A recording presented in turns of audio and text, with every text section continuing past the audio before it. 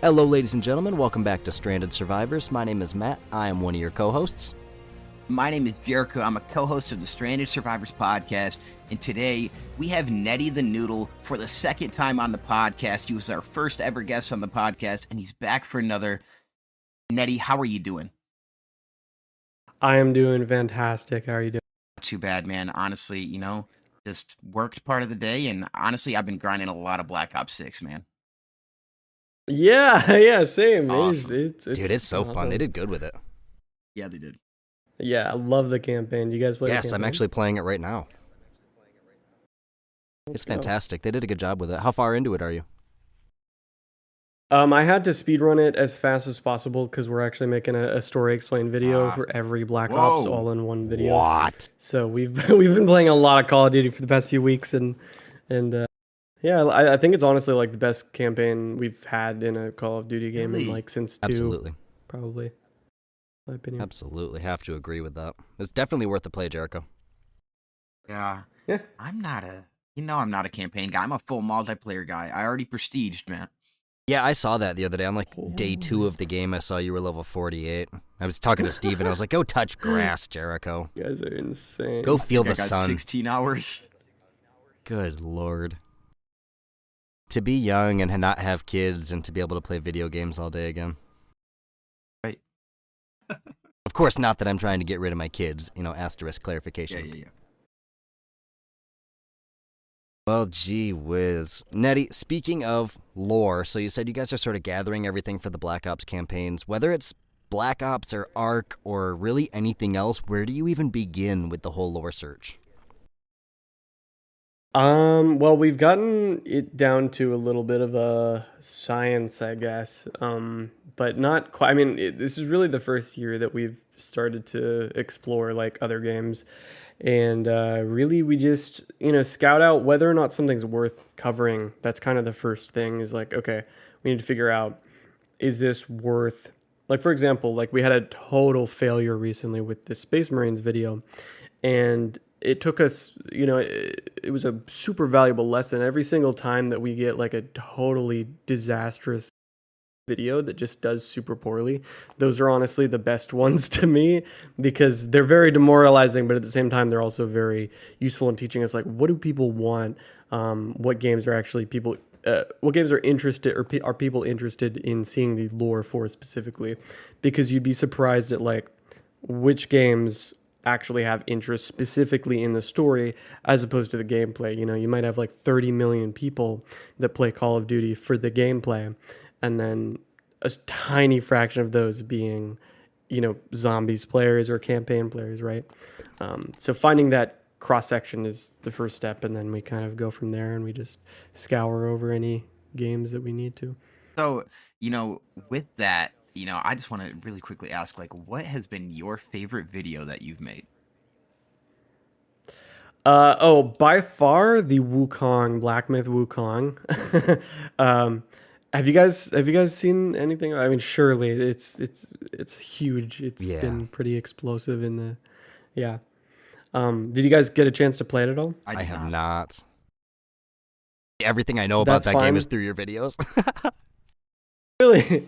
Yeah, it's honestly, I didn't know anything about Journey to the West. For a little just brief backstory, like Black Myth Wukong is essentially a kind of a sequel to it's not like the creators of Black Myth Wukong were also the creators of Journey to the West. This is a tale from hundreds of years ago.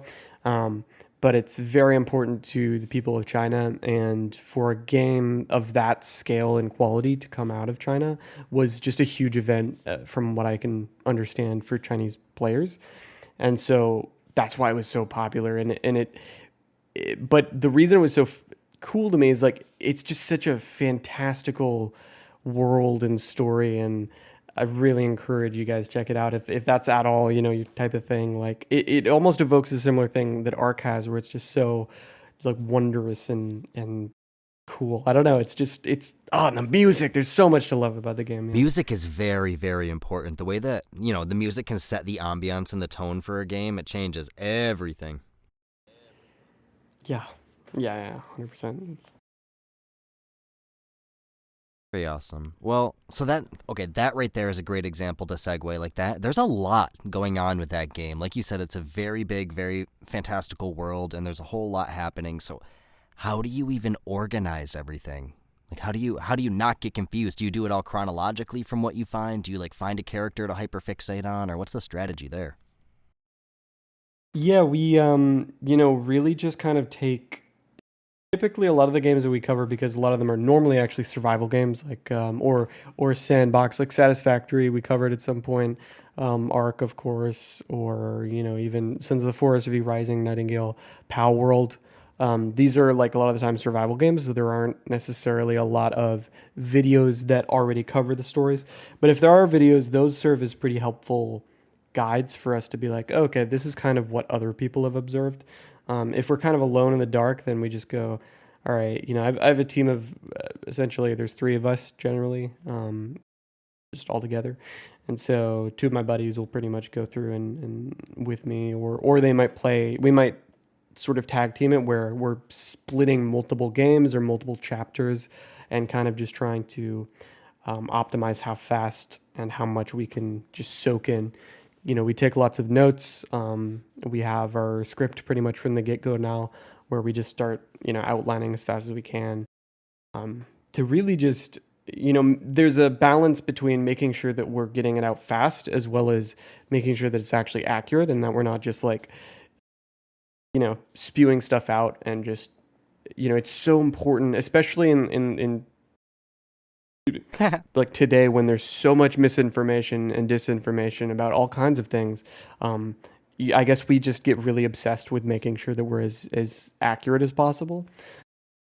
And so yeah, it's really just that scouring and taking notes and playing as fast as we can. That's kind of the process. Is it a universal thing for that to be included? I know you said that there's like some sandbox games and a couple like Satisfactory games that you hadn't really found a whole lot with, that was tough to come across. But have you come across any games that genuinely have no lore? Like, is that a thing, or is that there always something? Yeah. I mean, well, that's the thing. Like, a lot of the time, I'll say this: like, a lot of the time, the games that don't seem like they have any lore are the most well. They're the most what's the word? Evergreen videos that we produce. Like, as in they end up being huge long burns or slow burns. For example, with Ark, that was like our most successful video, and it's still, as much as I'd like the traffic to be going to our actual Ark channel, the Ark video, story explained video for it, is still getting tons of traffic. And I think that's because people don't realize Ark has a story, and so it's just massively, it's like this mystery that people are genuinely like, wait, what? It has a story? I thought it was just about dinosaurs, And it's the same thing with other games, a lot of the time. Yeah, that's So, like, I guess to answer your question, like, if a game, usually a game has like at least a teeny bit, and whether or not a video is going to be successful is entirely dependent on, well, so many factors, but like a big one is whether or not that tiny little thread of potential lore is actually interesting to people. In the case of Satisfactory, if you've ever played that game, it's interesting, but there's not a lot of substance, but it still gets people to click, I guess. yeah, that makes sense. Yeah. So, what's been, your hardest video to make overall? Elden Ring, 100%. uh, that one is just Elden Ring. I mean, if you guys have ever, either of you two have ever played Elden Ring or Dark Souls or any of these sorts of it's Kind of miserable. it's software. What is the developer of I that? can't remember. I'm like totally blanking out. Right now. It, From Software, okay. It's From Software. Yeah.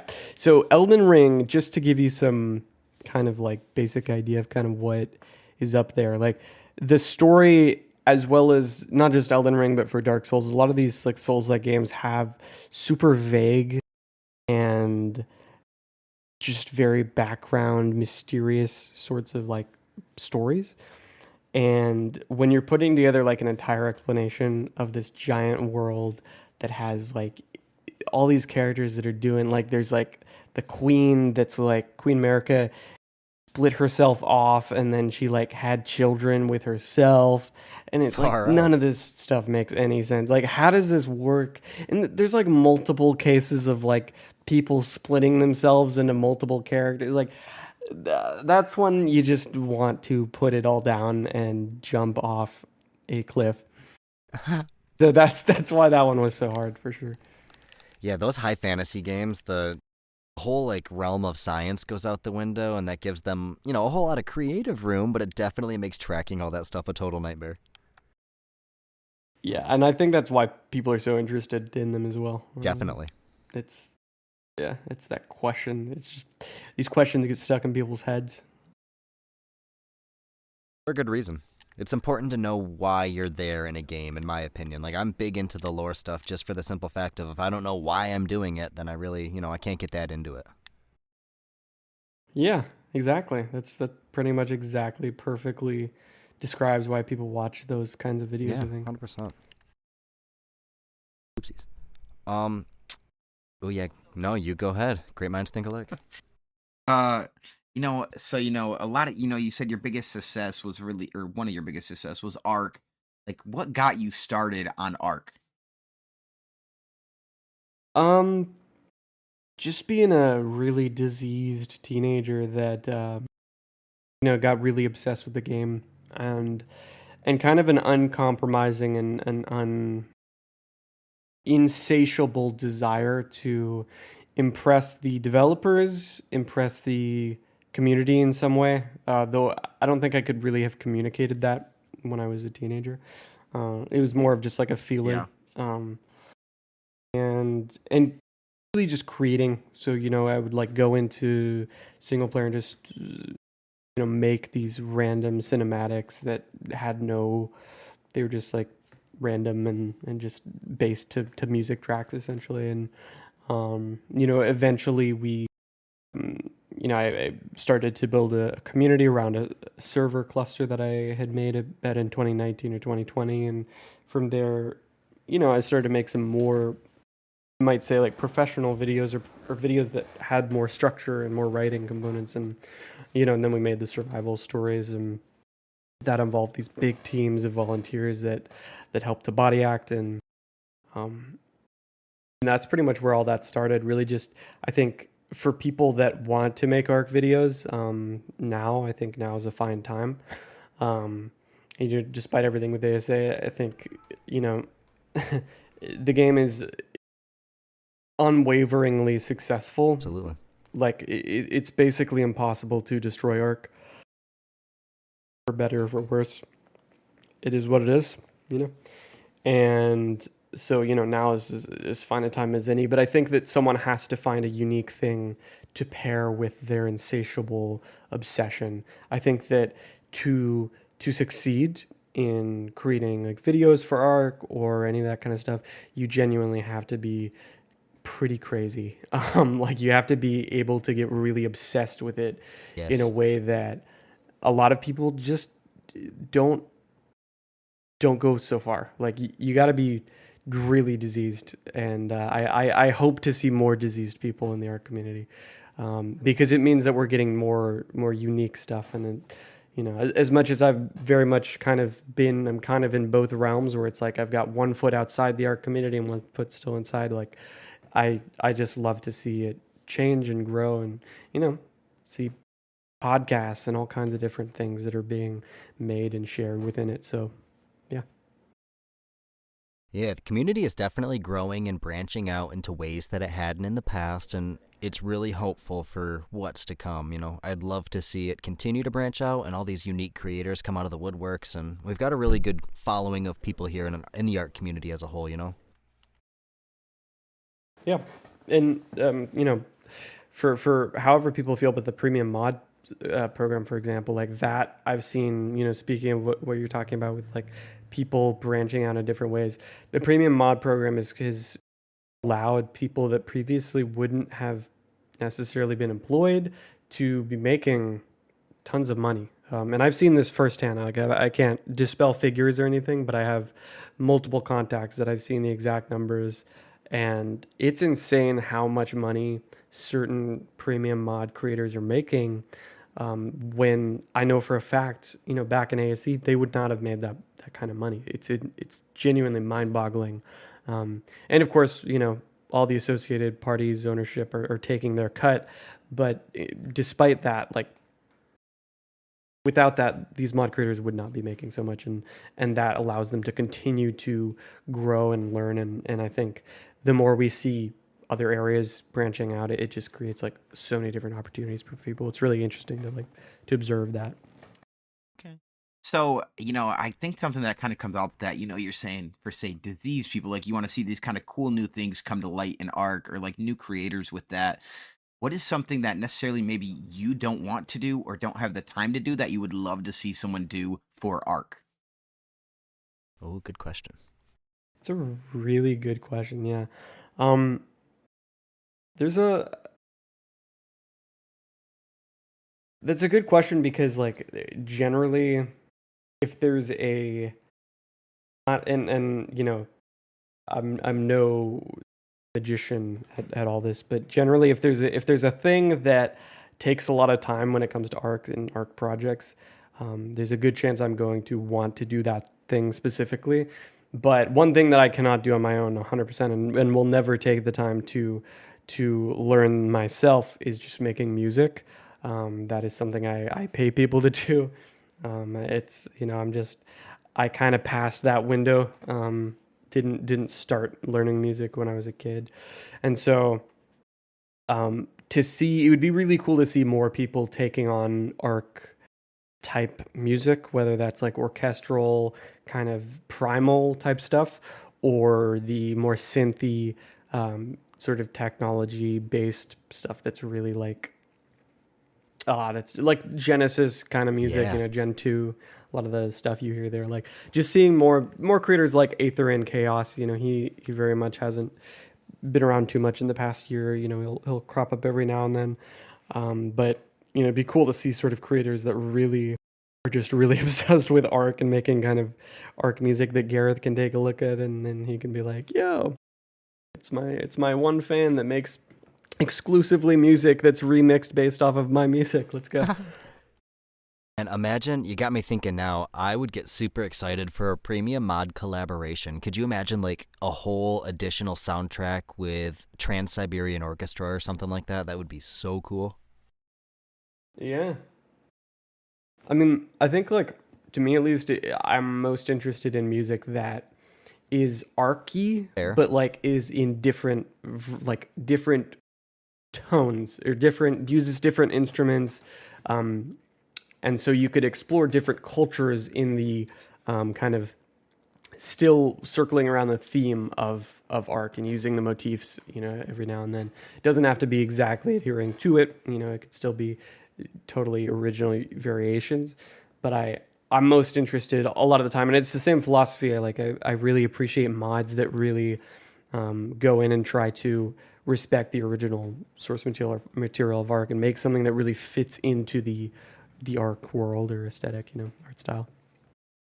And okay, speaking of fitting in with it and sticking true to the consistency of it, how hard is it for you on your creative projects? You got some creative stuff with Ark coming up here where you guys are sort of writing your own type of script and stuff. And how hard is it for you to maintain that continuity, but also come up with new things?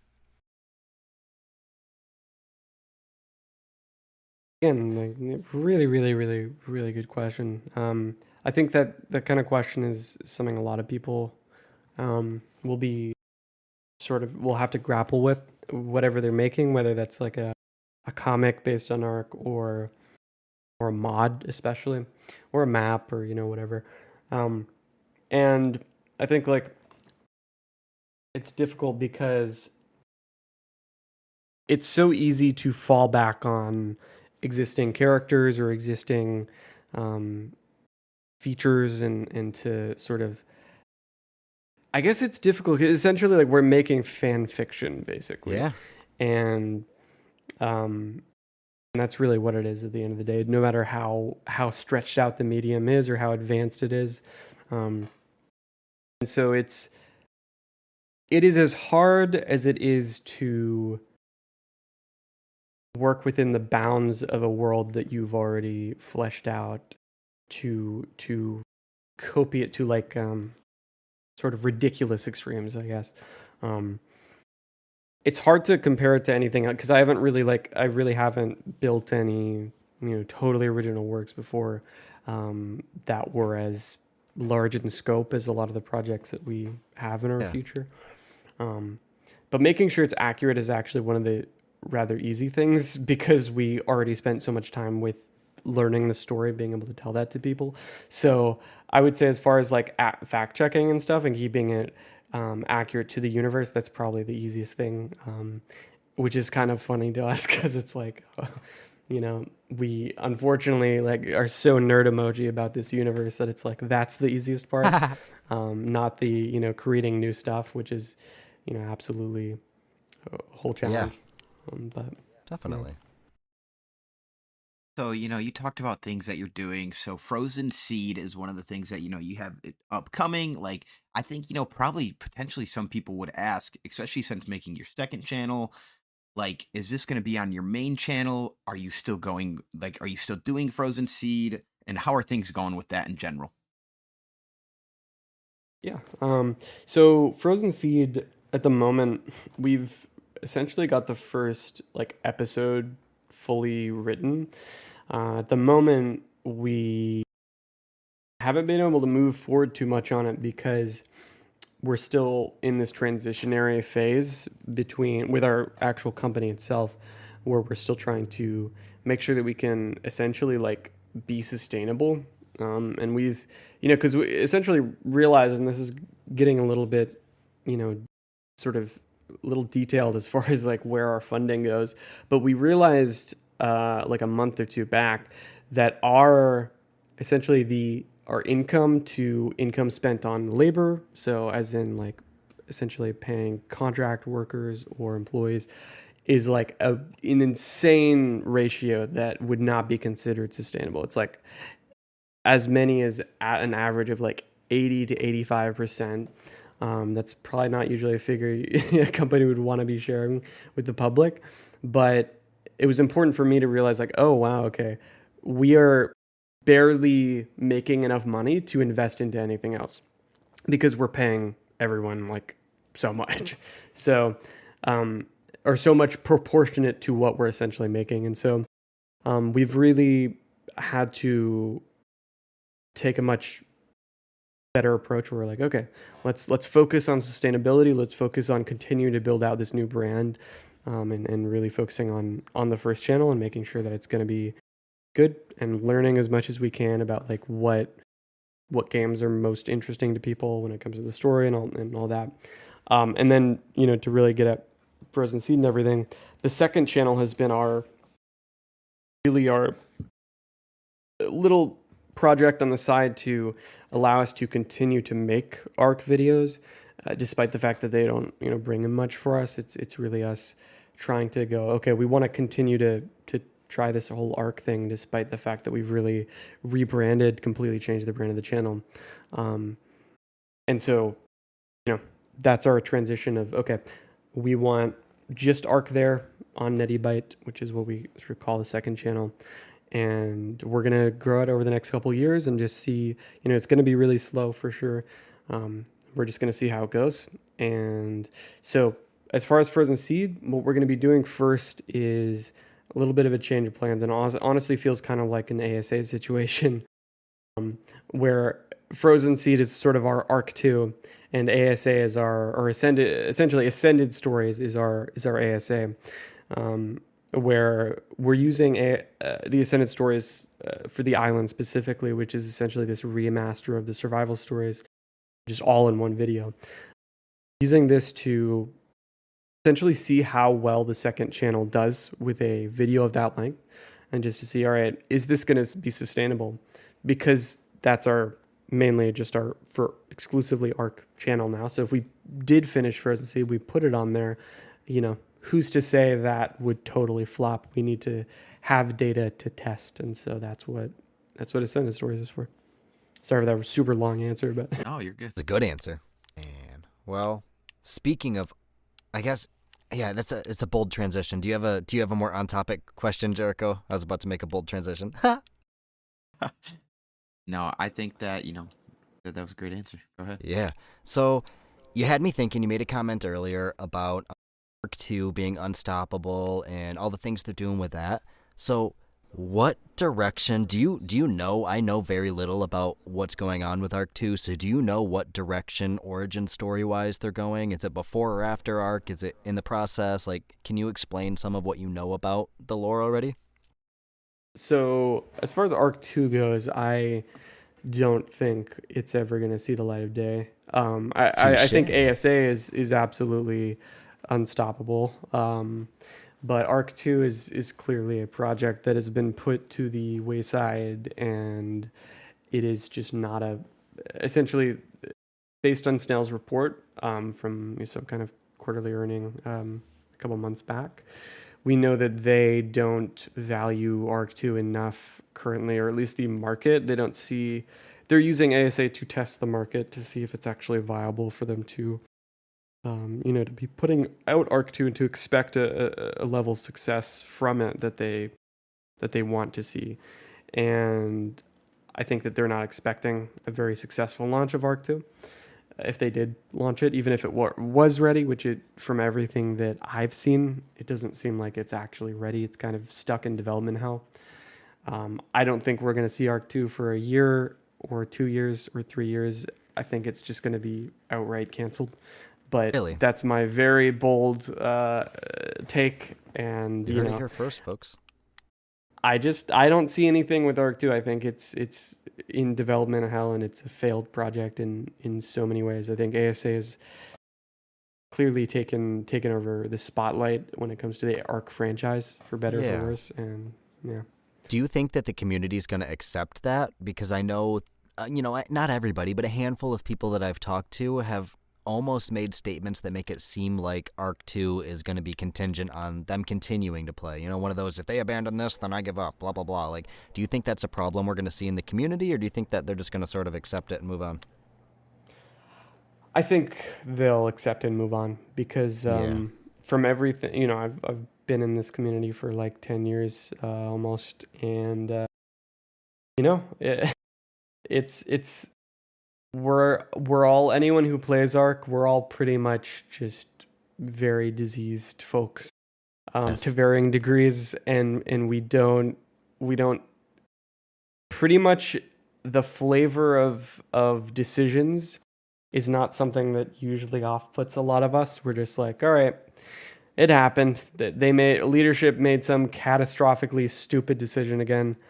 Oh, all right, back to playing Ark, or back to consuming Ark content, or back to, aspiring to do X or Y, or I think it's very rare that big droves of Ark players actually leave.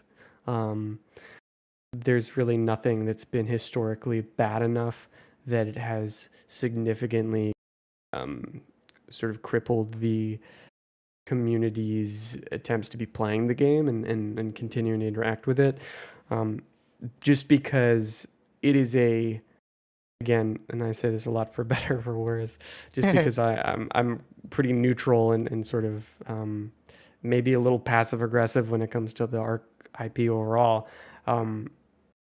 It's something that's just very special, and you don't have like Arc as an IP is just not.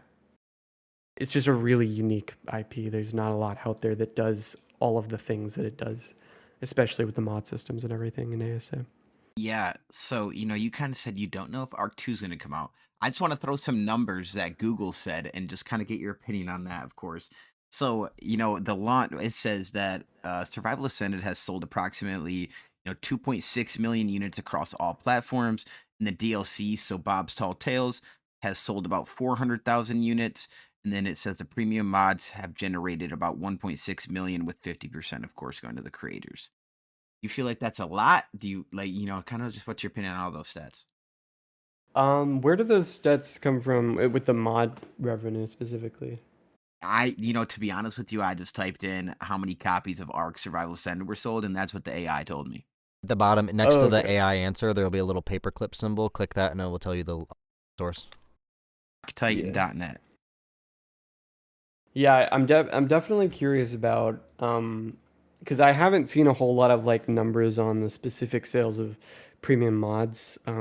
They've been kind of hushed about that. I've seen actual numbers of the individual creators and mods and stuff, but that wouldn't totally surprise me. And it's interesting because like this is kind of the first like premium mod program that's actually, well, I guess no, okay.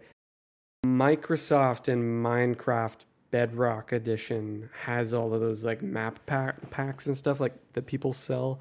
So that's actually a pretty good example. And then, there's probably like Roblox and some other examples of like, these platforms, but openly, specifically sort of being marketed as like a premium mod program is, to me, like the Bethesda's version of that was kind of a total flop, and that was like the last time that we've sort of heard of that kind of thing. So it's really interesting to me to see how successful it seems like ASA's mod program has been, and I wonder what elements have led to that success and why it's so different here with Ark compared to other games. I feel like it's an easy answer, Ark, like you said, we're all unwell and we are sick and addicted, and the fact of like I get to have ice cream and pick a new flavor and add some sprinkles, like okay, why not? Yeah, yeah, I think I think you're right there. It's all about the Honestly, sprinkles, baby. yeah. They just need to freaking make it to where we can finally allow people to join servers that have premium mods, and just they have to pay to actually use the content, because they still have not added that after like months and months, and it's like really important. But I guess it's not impacting sales, so they're just like whatever. Yeah, They're just biding their time. so we maybe this a little bit per se off topic in general, but I want to know what your top 5 games are of all time. Oh, of all time. Um, oh, we had a question from that disc golf guy. Well, actually, let's just do that first. Are there any mods that you wish existed, Nettie? Yeah, I think 100%. Just to again talk about the music thing, like if someone made a mod that essentially added like interactive music cues, for example, you discover a cave and you hear Ooh. wow, wow, some kind of cool little ambient cue that lasts like 5 to 10 seconds. You find the artifact, like something really cool that's like Yeah. adding to the experience. You don't have to, go crazy with the music and just like flood someone's ears constantly. But having situational ambient music, I really wanted to actually make that happen. Before ASA came out, I was really thinking about like how could we make this mod, but it just never happened. And if someone could team up with a composer and just invest the money, like that would just be so freaking cool, man. Man, actually, now that you mention it, they did that with Survivor notes. When you find a Survivor note, doesn't it play a little like Yeah. whistly theme? So like Yeah, they it should plays have a little- continued to do yeah. that with other things. That's a great idea. It's just that flavor stuff that people, because it's hard because that's the type of thing that has really high cost for very little reward. Like a lot of people, if they just turn off the music, the entire mod doesn't do anything. So Very true. that's probably the reason why we haven't seen that kind of thing, as well as just not a lot of people are like really geeky about the music, I guess. See, then there's the niche of gamers. I'm in the niche, and I want to be represented, darn it. I care about the music. I care about the ambience. Playing Call of Duty yesterday, I got downed in the middle of, like, round 20-something in zombies because I was really excited that when the leaves fall off of the trees, they spin on the way down. Like, those are the details that matter to me. Yeah, 100%. It does matter to a lot of people, honestly.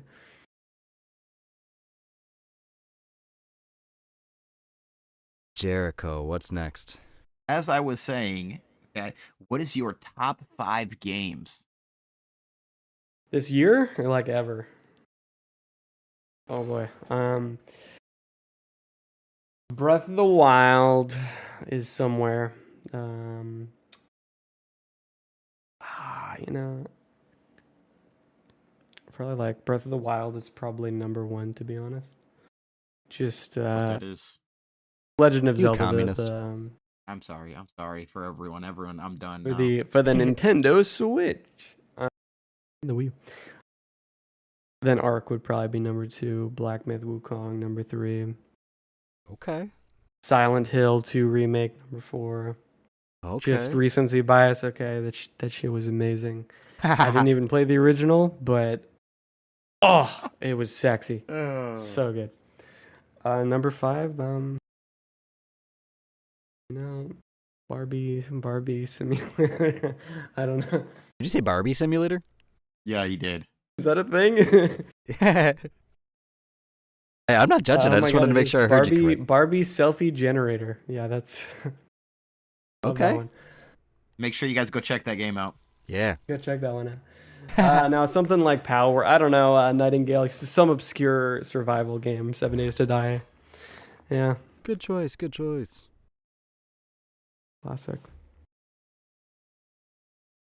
What about you guys? What's your number one? And I don't even have to think about it. I love Ark. Ark is a close second, but my number one game of all time has to be RuneScape. Specifically the old school version now. Evolution of Combat ruined it. Okay. I've heard a lot of good things about RuneScape. And I could info dump about RuneScape for hours if you would let me. Very, very big player following, and people are very obsessive over the lore, so that might be something interesting for you to look into. Really? Okay. Yeah, people really, really nerd out. It's a very, very deep lore, very fantasy rich, all about god wars and throughout different ages and stuff. Is there like a new RuneScape piece of content at all coming anytime soon, or is it very much kind of a game that's... They periodically release new content. Every Wednesday there's updates. They're not doing they just released Varlamore, a whole new map expansion. So there's like a whole new section and quest going on. So they have information about that just came out. And then in 2025, they're releasing a whole new skill. It's the first time in a lot of years. So people are very excited about that. Okay. Do they have like Cs or anything like that? Like major content additions, or is it usually just kind of like updates like that? It's just updates. It's kind of like World of Warcraft where it's a subscription based. If you're a member, you get access to 3 times the content. So they're constantly releasing things, mainly for membership people, but they also do release free content every now and then to make sure that, if you can't afford the membership, you still get to enjoy the game. Okay. But no major paid DLCs or anything. It's all wrapped up in your subscription. Yeah. Well, I think my favorite game, Black Ops was really good. I really enjoyed Black Ops, regular Black Ops. You know what else was like a sleeper game to me? I mean, I don't even know if it's a sleeper, to be honest. I feel like everyone had to play this at some point in their life. Wii Sports. Yeah. Yeah, that is saying, a classic. I'm a menace at tennis, man. I challenge you. Oh, man. I think I'm only okay at bowling, maybe baseball. I think Dad. Wii Sports is the game that I'm just gonna be like, I'll be like on my deathbed, just like my memories fading away, the figures around me slowly deteriorating, and I'll just be thinking about the Wii Sports theme, like the bowling theme or something. Yes. As you're dying in your deathbed, the doctors all jump up, put their hands up, and spin in a circle. Dementia, and then you're like, yeah, oh my god, the Wii Sports. You're gonna start boxing the guy that you could never beat on there. My dad is a menace at Wii Sports. That dude, he's the typical older guy that the only games he plays are Dr. Mario and Wii Sports, and he's like psychopathically good at both of them. I've seen the dude get multiple 300 games, and it infuriated me that I could never beat him. Yeah, shout out to you, Pops.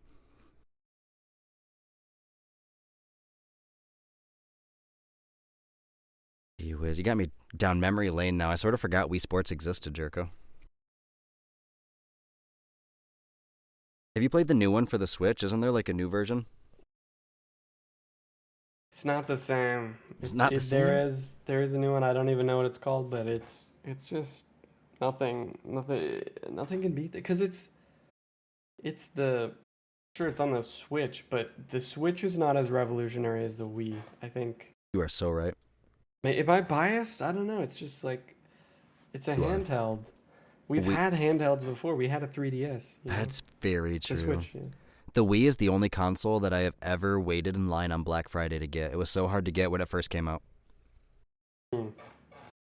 Yeah, waited in line at Walmart at like 3 a.m. I remember falling asleep on some old lady's shoulder. She was so nice. You know, the last game that I gotta say, I know we're not, I just keep going with this. This is gonna sound like a weird game. I feel like none of you played this except me and maybe a lot of girls. Nintendogs. Nintendogs. Yeah. I've heard a lot about it. Yes. I've got that on the Switch, actually, so I play it with my kids. No judgment there. Let's go. It's like a different version of it, but, the classic was where it's at. Yes. Yeah. But, Neddy, I just want to know also, other than, of course, YouTube videos, and maybe that does take up your whole life, what are some of your hobbies? Oh, man, I wish I had hobbies. He's actually a world-class goldfish breeder. Yes. I wish. That would be so cool. So my hobbies include researching video games and writing down lore? Yeah. That's, unfortunately, like, my entire life is consumed by my company, and it's honestly an existential thing that I think about quite often. To be honest, it's rather depressing, and it's like because I'm just so aware of it. Like it's hard to not be aware of how it's like I could be doing so many other things on the side at least, like, and it wouldn't even take away that much time from work. It's just essentially my company is my kid, basically. My employees are like my kids, even though like sometimes they're older than me. Like that's really how it feels like. And so it's kind of just a full-time thing to constantly be thinking about it, and I don't mind, but I think when if I go down this path for too many years, unfortunately, I foresee. I do not think it's good for people to do what I'm doing, like to not have hobbies on the side, because it really it makes it hard to become a well-rounded person if you don't have multiple hobbies, if you don't acquire new hobbies, if you're not meeting new people all the time. I think it's very difficult to become a well-rounded person, and so it's kind of that self-awareness of deliberately cutting off any ability for me to kind of grow in some ways in exchange for this company. And it's a noble sacrifice.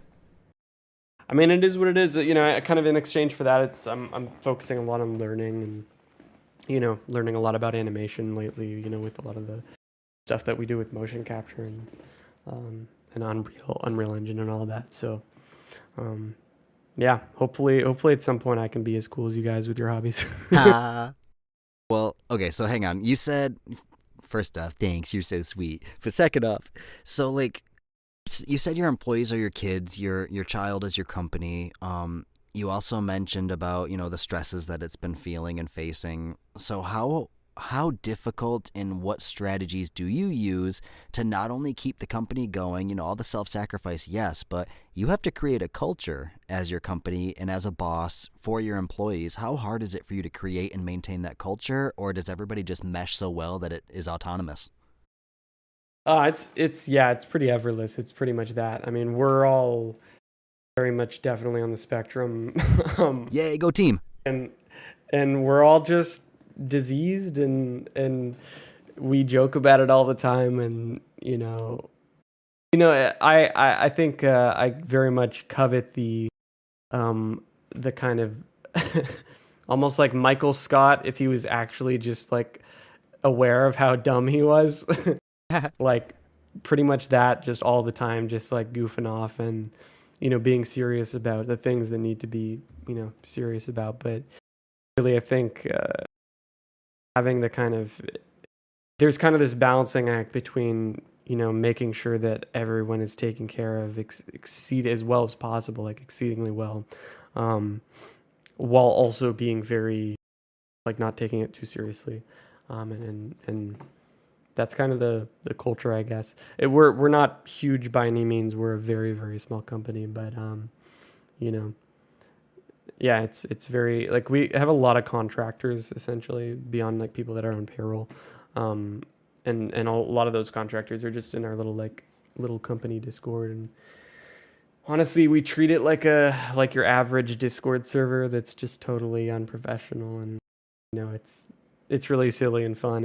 And I think that's a really good question, because I think you can ask that of a lot of different companies that are especially like newer, and you'll find sort of hopefully similar responses, which is like, especially for younger people that are running companies, like, they're kind of paving the way for entirely new concepts of what work cultures are. And that's something that's really interesting to me personally, just like thinking about, because I've never actually worked like a real, quote unquote, like a real job. Like, I've never worked in the service industry or, fast food or anything. So like, but at the same time, from the horror stories and the not so horror stories that I've heard about various different work cultures, it's interesting to be on the side of like, we're just a bunch of like young people, just like, eventually we won't be young, but at this point in time, we're kind of creating an entirely new work culture that's very much in the digital space, and, doing this wacky stuff. So, yeah. Awesome. I think that overall is just kind of like a testament, though, a little bit, just like, you haven't worked for, say, a normal job. Like, I'm just saying that's kind of like a testament to, what you've done. Like, that's crazy if you really think about it. Like, I mean, what, probably 99% of people your age have 100% worked a normal job, Yeah, honestly, it wasn't even like I wanted to work a normal job. It was actually, I've always been very sick, genetic condition. And my mom, right around the time when I actually was able to like go and get a job, my mom was like, you shouldn't, you might get sick, if you're around a bunch of food. And she was always like just super worried, and often very, she didn't need to be so worried. And then right around the time when I started driving, that's when COVID started. So it was really just bad timing. Like, I probably would have gotten a job had that not happened, and then I jumped right into college. So,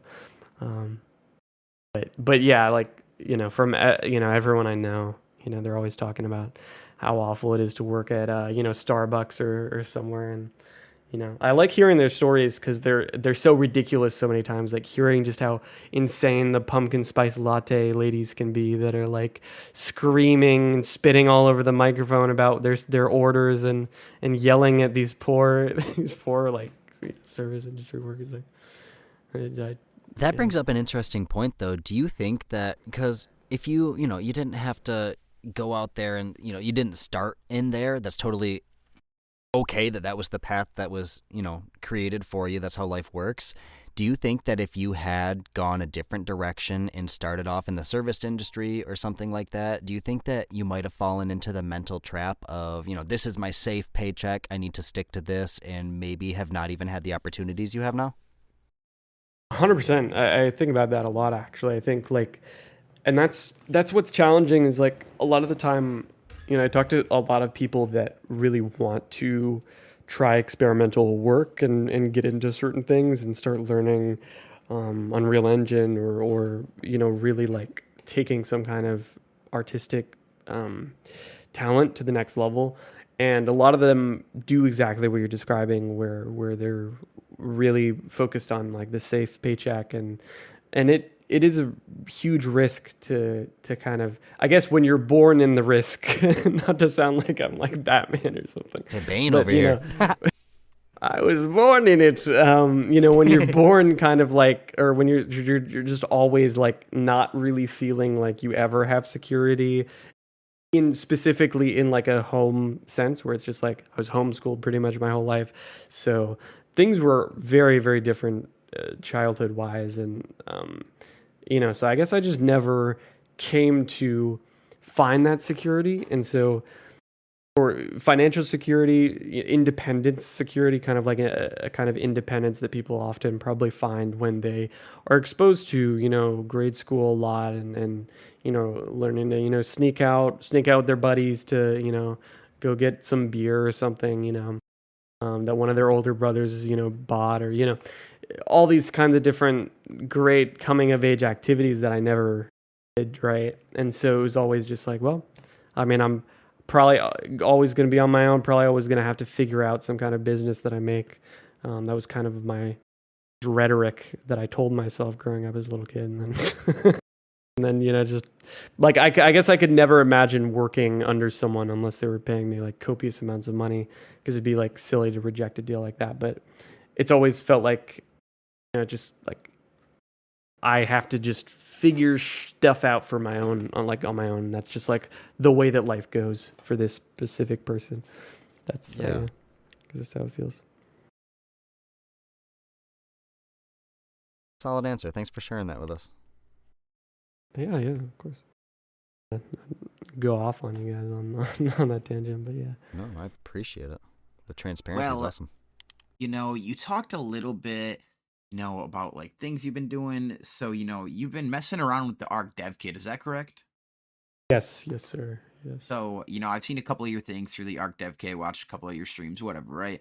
But what has been like your favorite thing to work on in the Ark Dev Kit so far, or like favorite thing you've learned? Oh boy. I mean, definitely how to clean up motion capture data. I think that if you guys have ever played Baldur's Gate or not even just, that's a really oddly specific example. Any major game, Witcher 3, any major game that has used a significant amount of in-game cutscenes with characters and like motion capture and stuff. Yeah. That stuff is so fun to see, and it's so cool how creative games get with motion capture.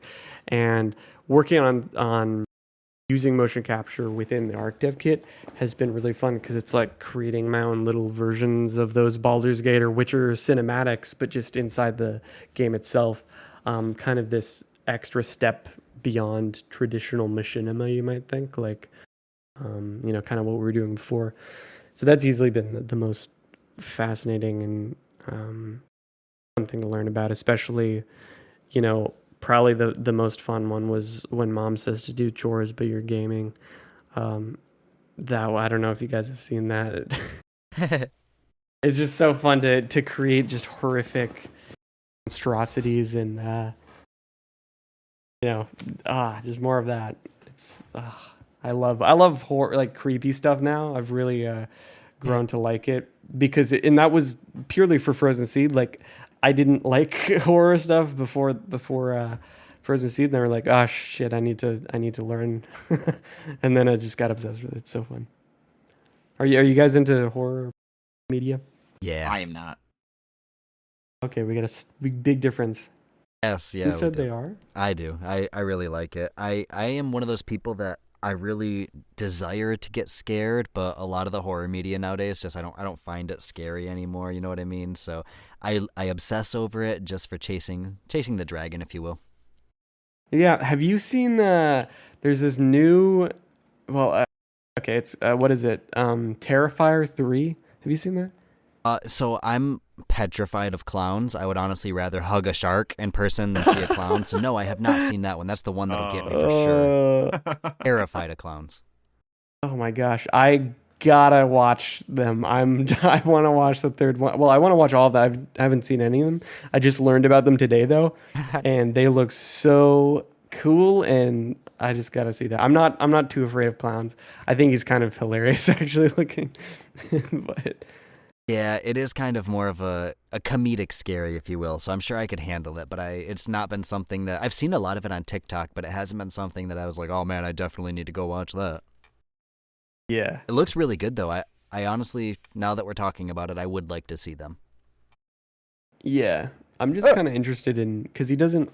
Pennywise, to me, looks a lot scarier than him, even though he doesn't talk, which is kind of creepy. But... yeah... Yeah, Pennywise has that maniacal psychopath scary to it, whereas the other clown has that, like, you look spooky, but you kind of act like you're not. So I would probably definitely be a victim of it because he has a lot of that, weird stuff to him that I don't know if I'd run away right away. Yeah. My fight or flight would be confused. Well, me and my wife are so like, non-horror that we were watching a thing. We're watching a show actually called The Lincoln Lawyer. I don't know if anybody's heard of it, but No.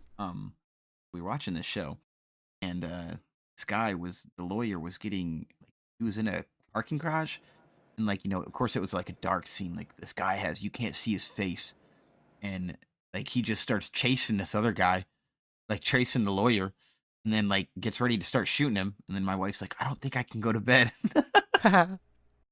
That's how bad it is. Oh my god. Yeah, that's all right. Not everybody's built for that type of stuff, and she likes to live in her safe world of puppies and rainbows, and that's okay. Yep.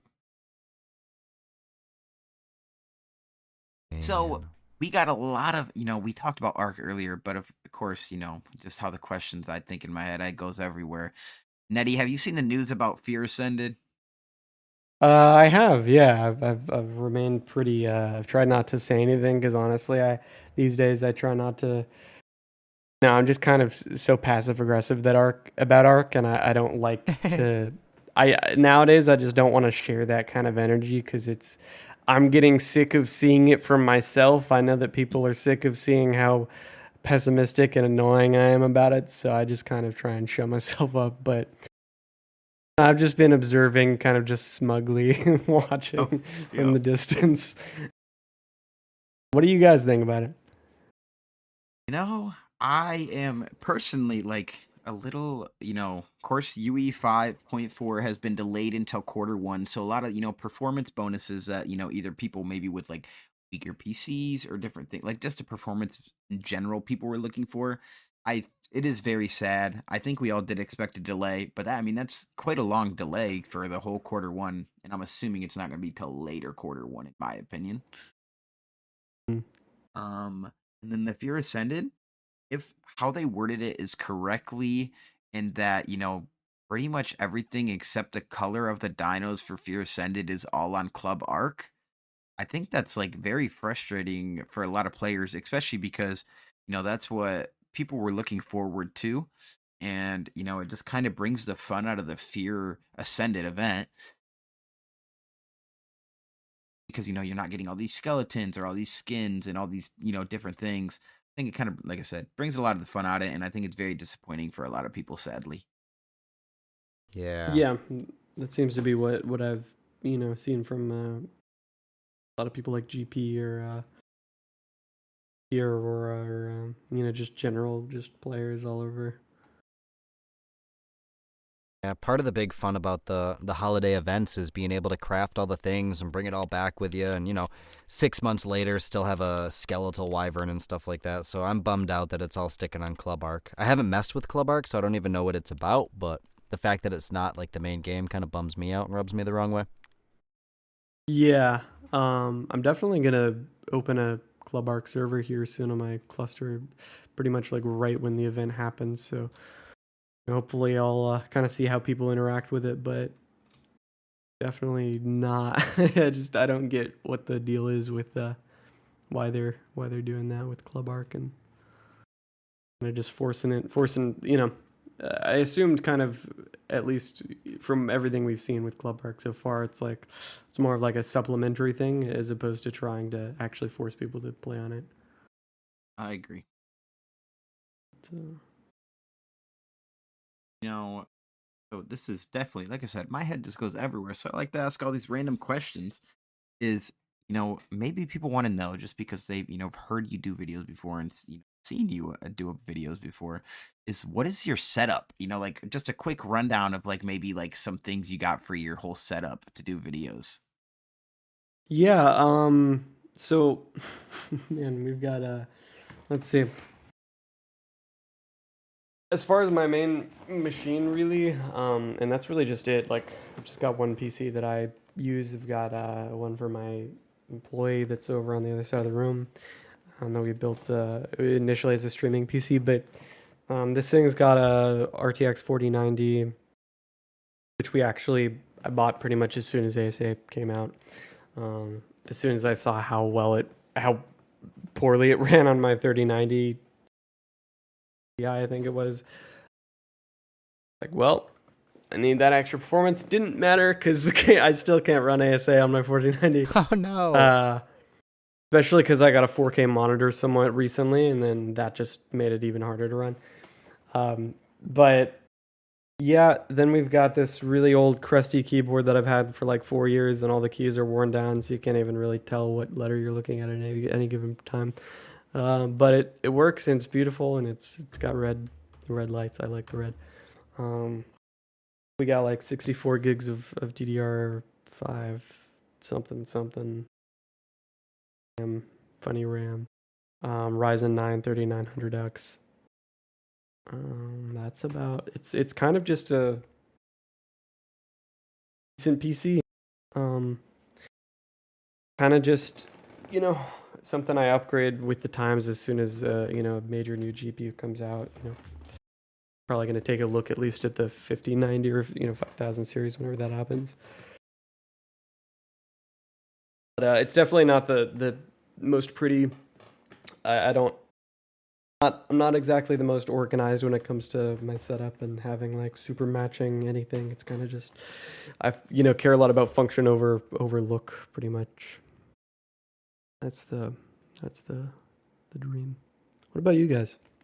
I got lad, man. I'm gonna be honest with you. I mean, I got a PC, but I dead honestly cannot tell you. I got it. My cousin made it for me. That's all I got. It's a custom built PC, and that's all I know. Okay, Edit. that's fine. Well, you see, I'm a state-of-the-art PC gamer over here, so I have, just my stock Inspiron 7500 2-in-1 laptop. So I cannot run much more than a potato on my computer. So most of my gaming is done on the Xbox, but as far as recording setup goes, I got the NT1A microphone and a Focusrite 4i4 processor, and that's really all I'm working with. Okay. I just got a Blue Yeti.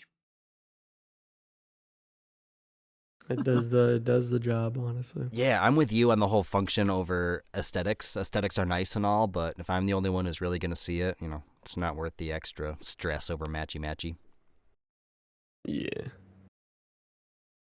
So something I was really thinking of, Nettie, and just thinking of, you're talking about budgets a long time ago. That's how, far my brain went back. So have you ever thought of like, a lot of people do sponsors or like sponsored videos?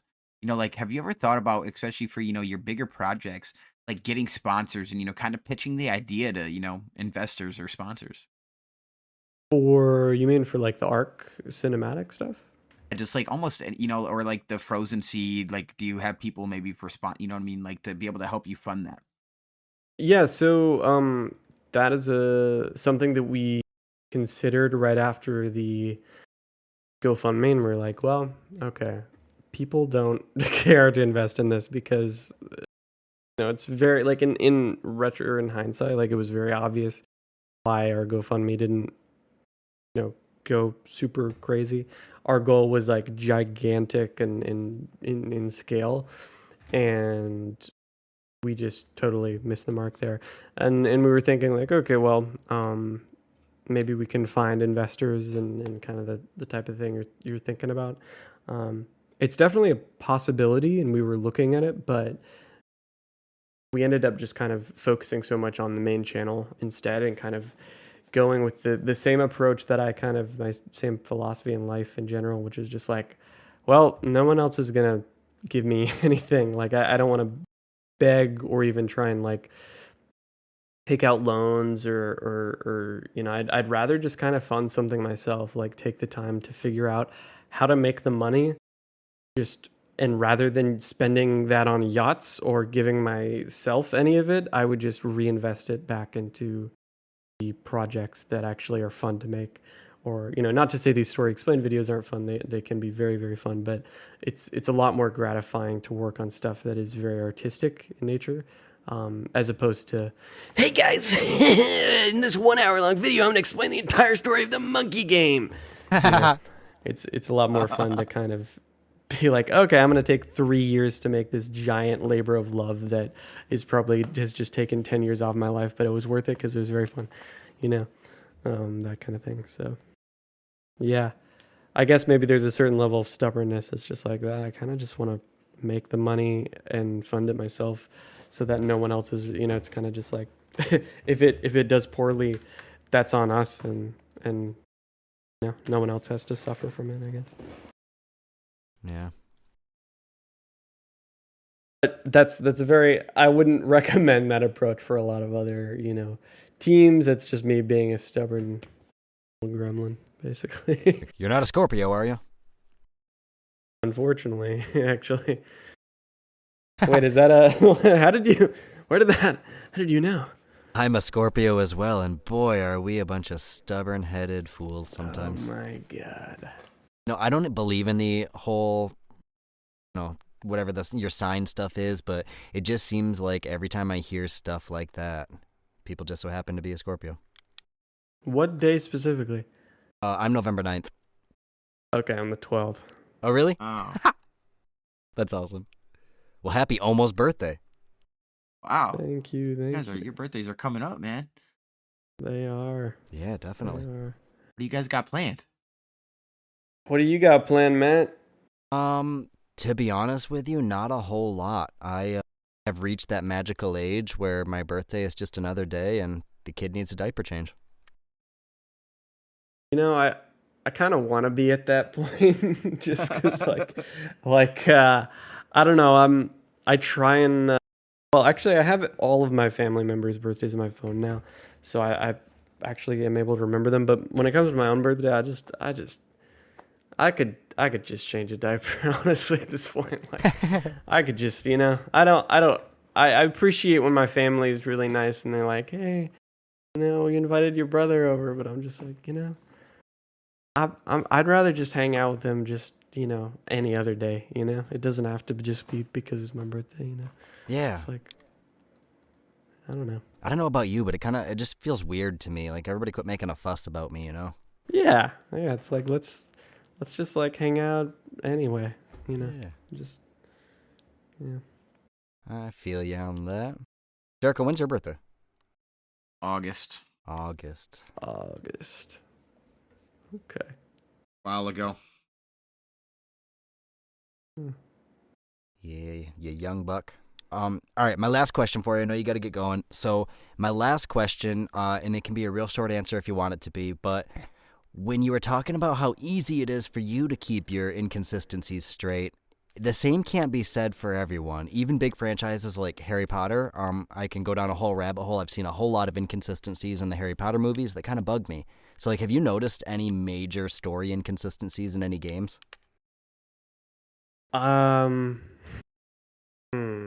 That's any of the games that we've covered, because Just in general. I'm sure you probably wouldn't focus too much on covering a game with a bunch of inconsistencies, but just in general, have you been playing a game and been like, wait a minute, that can't be true?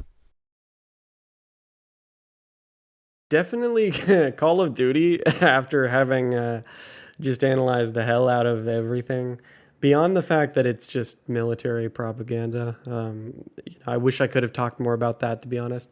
But as far as the actual sort of, I would say some of the inconsistencies or problems with Call of Duty are mainly due to shoehorning stuff in. Like, for example, Call of Duty Cold War, or in other words, Black Ops 5. That one came out, I think, a couple years ago, like in 2020. 2021 maybe, and they kind of shoehorned in, it chronologically takes place right after Black Ops 1, and they add in, Adler, which I really like Adler as a character, but they kind of just added him in as this third wheel that was always really good friends with Frank Woods and Alex Mason, and you don't hear anything about him in Black Ops 1 or any of the earlier Black Ops because he didn't exist.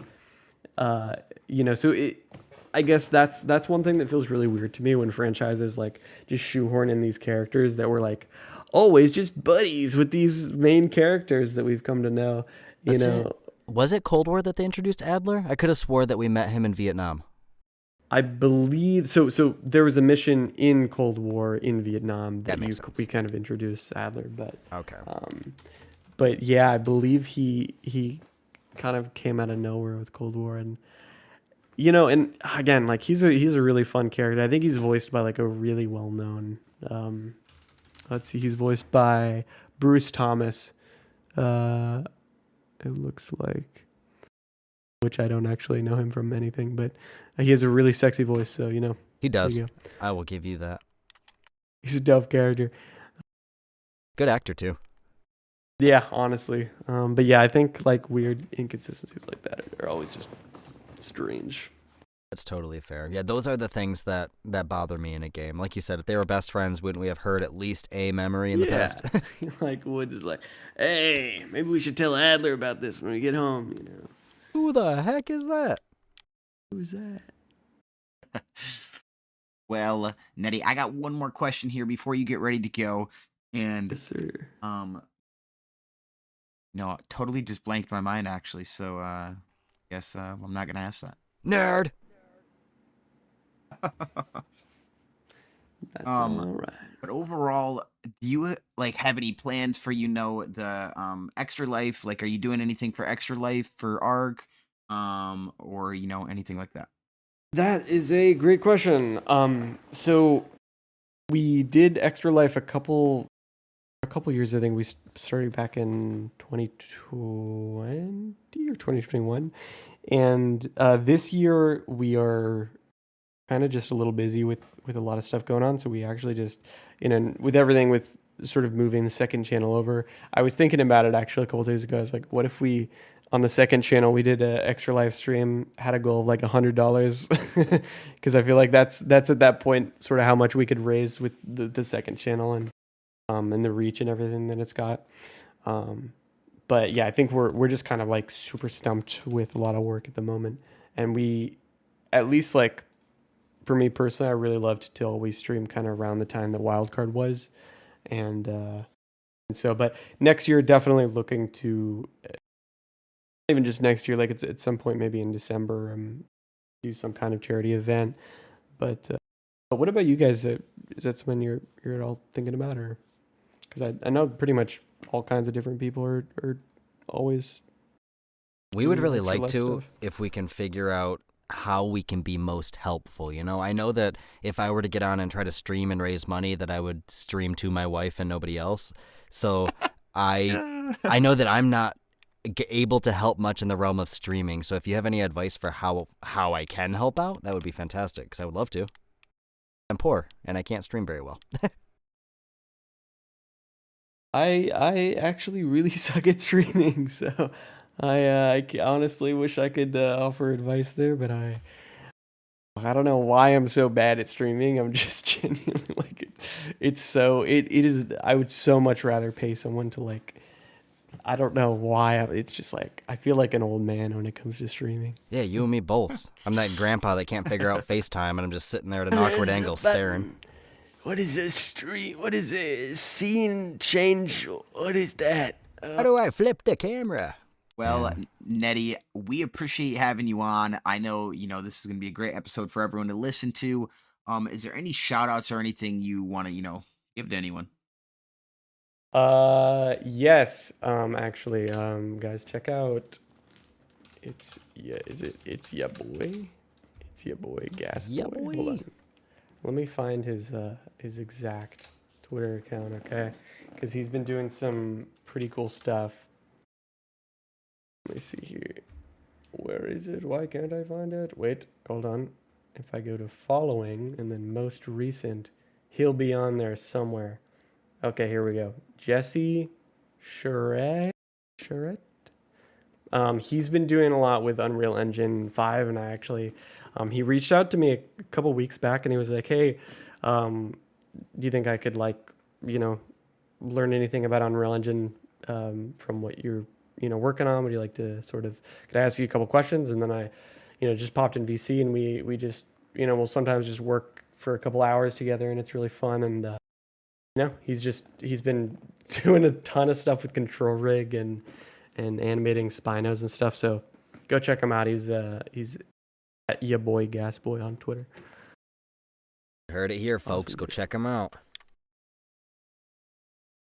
Oh, otherwise, Captain Fat Dog, he's been making some really cool stuff. He's been doing some crazy modding stuff as well. So of course, everyone knows Captain. Go check him out. See what he's doing. He made some new creative mode mod, I think. Yeah, good stuff.